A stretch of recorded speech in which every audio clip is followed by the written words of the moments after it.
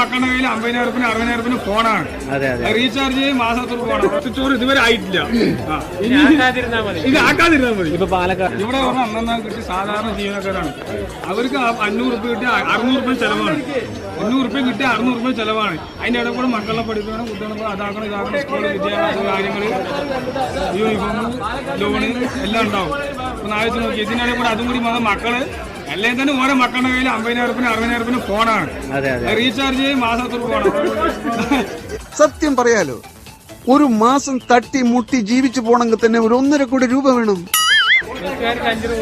ബസ്സുകാർക്ക് 5 രൂപയും 10 രൂപയും തരാൻ പറ്റാത്തവര് മാസം 300-400 രൂപ റീചാർജ് ചെലവാക്കുന്നല്ലേ.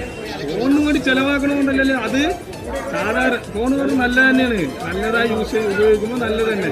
കെട്ടതായി ഉപയോഗിക്കുമ്പോൾ നമ്മൾ മനസ്സിലാക്കും. നമ്മുടെ മക്കളാണ് ഭാവിയിൽ വരുന്നത്. അതെ, തീർച്ചയായും. അത് കേട് വരാണ്ടിരിക്കണമെങ്കിൽ നമ്മളിപ്പോ തന്നെ അതിനുള്ള നടപടികൾ. അപ്പൊ താല്പര്യമില്ല, അതിനോട് താല്പര്യമില്ല.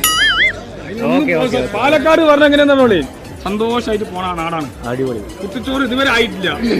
ഇത് ആക്കാതിരുന്നാൽ മതി. ഇപ്പൊ പാലക്കാട് നമ്മുടെ കൊല്ലംകോട് നല്ല ബെസ്റ്റ് ഇന്ത്യയിൽ തന്നെ പാലക്കാടായ നമുക്ക് എന്താണ് അതിനെ കുറിച്ച് പറയാനുള്ളത്? അത് നമ്മള് സന്തോഷം അംഗീകരിക്കും.